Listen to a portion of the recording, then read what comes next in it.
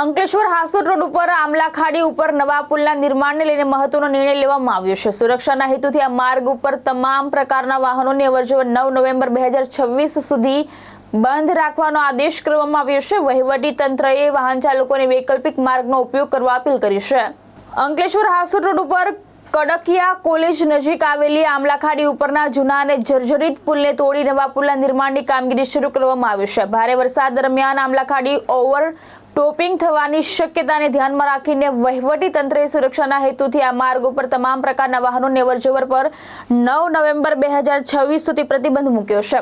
કાર્યપાલક ઇજનેર રાષ્ટ્રીય ધોરીમાર્ગ વિભાગ ભરૂચની રજૂઆતના આધારે અધિક જિલ્લા મેજિસ્ટ્રેટ RB ભોગાયતાએ ગુજરાત પોલીસ અધિનિયમ 1951 ની કલમ 33(1)B હેઠળ આ જાહેરનામું બહાર પાડ્યું છે।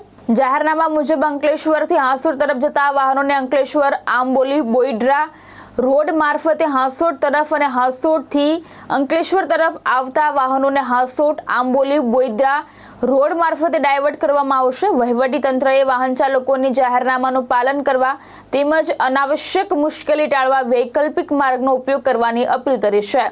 ધર્મેશ રાણા, દ્રષ્ટિકોણ ન્યૂઝ, અંકલેશ્વર।